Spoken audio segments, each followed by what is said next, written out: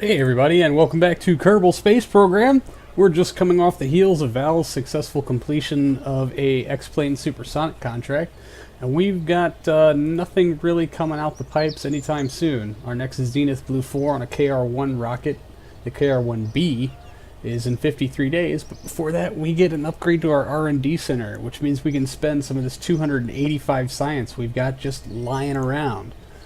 Let's go ahead and warp until that's finished. This is the exciting part, but honestly, like, we've got tech stocked up waiting to be finished. Improved instrumentation, hydrolocks, mature supersonic flight, which would have aided in any of those contracts I was just trying to do. General construction, flight control, basic solids, miniaturization. All of this amounts to almost 2 years worth of work. But, it's done! Look at our cool new building. What neat stuff can we research now? Like flight control. It gives us a mech jib upgrade and, ooh, a docking port.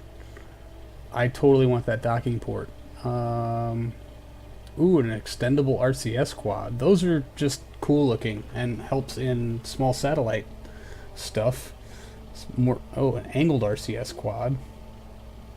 And an RCS quad. Or double quad? Bi-quad. Reaction wheels and the Saturn 1 instrument unit. That is super useful because the tonnage limit on it is ridiculous. We'll go ahead and research that. We could have researched that a long time ago. Advanced flight control gives us M95 Goose cockpit. That's interesting. Ooh, non-RPO, but it's still comms. Loading ramp. This is just ooh, air brakes. Those will be nice.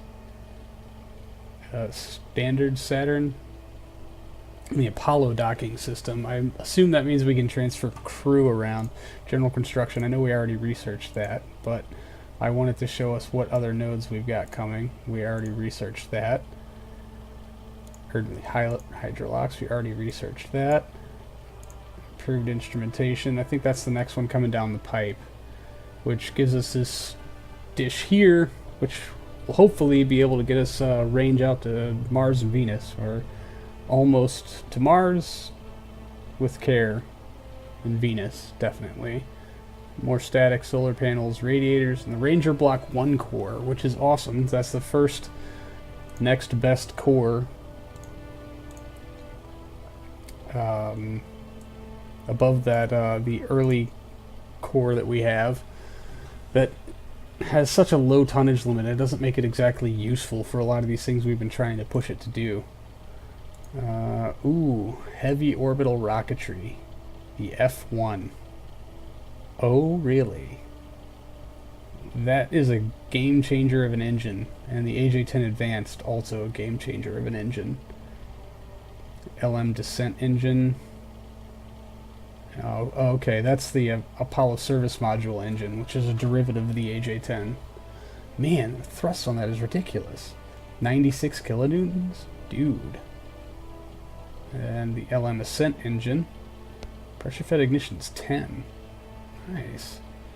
Radial engines. That's all really cool stuff that, well, it'd be so far down the line at this point because I've got so much other stuff in the wings. Ooh, the N1 engine. The Block 5, third stage of the N1, is 4 NK-21 engines, which I don't even think we have the NK-21s unlocked yet. No, that's the RL-10 and the LR-87. So, can I get just the NK series engines yet? I guess not. Landing legs would be great.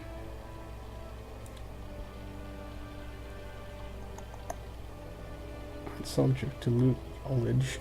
That seems just like a crappier version of the 1 kilonewton thruster. Oh, it's throttleable. That's why it would be good for landings.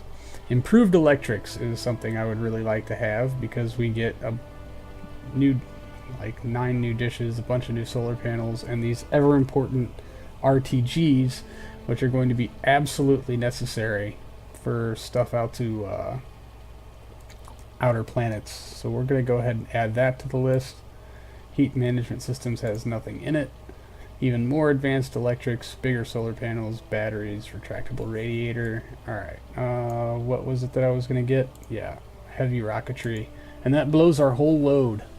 And that's, again, we're so far back on our research that it's really not very funny, although I could spend a bunch of this $1 million we got. Oh, since I unlocked 2, we're going to go ahead and dump those in there, and I'm going to buy,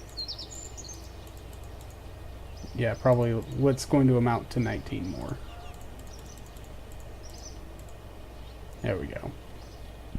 So 20 points. R&D, you're getting a lot of, oh, wait a minute. Now, we still don't have the rate 2. We still don't have the second assembly line for our VAB. I guess we have to upgrade the VAB to get it, which I could do. We'll go ahead and put a couple of points into that, and dump a bunch here. I want to save 5 for this, 4 I guess, for the spaceplane hangar. Because I may be building some more aircraft. I like aircraft, they're fun. Only 200 grand. Yeah, let's just go ahead and do that. That looks fun, right? Okay. It'll be done in 144 days, so that doesn't really do a whole lot for us. The Zenith Blue will be done in 8 days. We're going to go ahead and warp to the launch of that. This is a KR-1. It's not exactly designed to go to the moon, although I think it could. We're going to completely waste 2 stages of this rocket by not going to the moon. We just need to fulfill the human orbital, the 2-day endurance contract, and the first spacewalk, which I think this will do great. And I think you can see some of my other planned things just by reading those names, but we just won't talk about it. We're just going to pretend like it's not a thing. It's not happening, and we're not going to talk about it. So go ahead and warp to the completion of that rollout.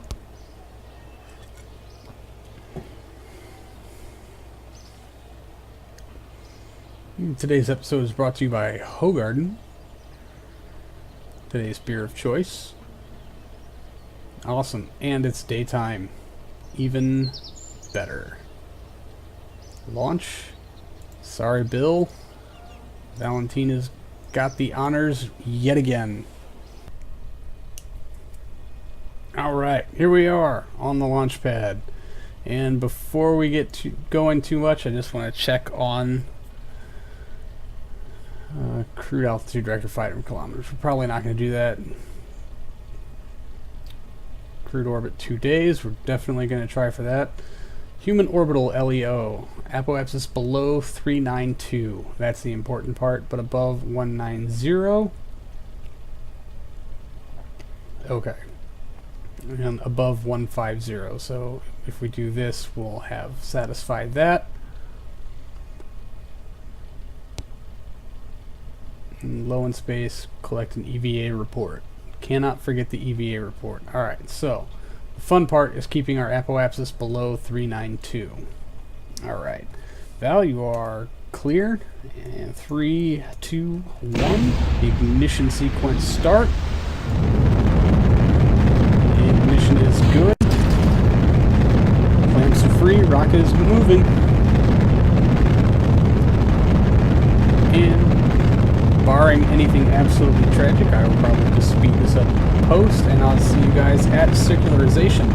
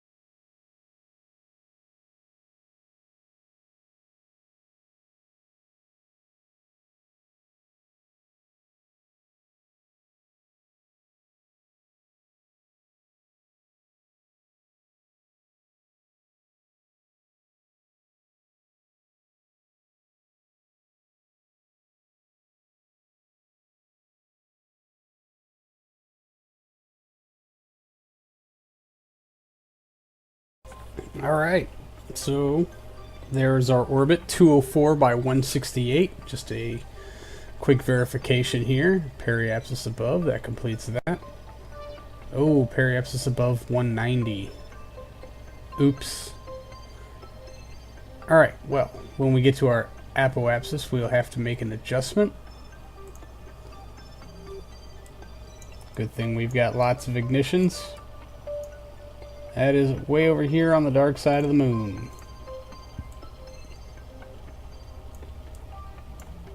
And that would raise our periapsis to 186. 192, it's about the bare minimum. 7.3 meters per second. Let's just go on ahead and get ourselves facing in the correct direction. We can actually probably go ahead and unlock this hydrazine tank. We're not going to need pretty much anything between here and here for the majority of this flight. Although Val could go ahead and try to push for an altitude record. Maybe she will. We got lots of fuel. How much Delta V do we have left altogether?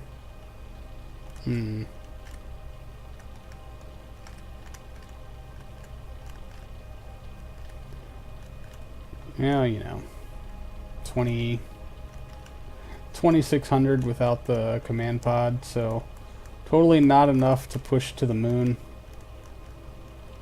You could push to the moon, but very little hope of coming back. So I'm glad we built a bigger rocket for that. I can't see the rated burn time. 30 some odd minutes.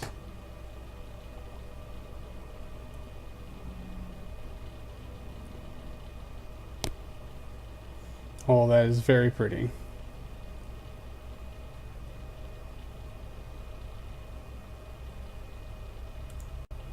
Alright, we'll just go ahead and slow it down here. I think we're just going to try to do this in... Oh god, no we're not. We are not going to do this with RCS. Very stable. There it is. 204 by 202. That's by far the most circular orbit we have ever had. Ever. Alright, and now we just gotta stay in orbit for 17 hours for this one. We're gonna try to stay in orbit for 2 days. But what we do need to do is collect an EVA report. So Val, that's you. EVA report. Keep experiment. Bored. And that's exactly what you're gonna be for the next 2 days. Val is bored. Because we're just going to leave you up here. Try not to poop too much. I will see y'all in the next episode. Until then, see you later.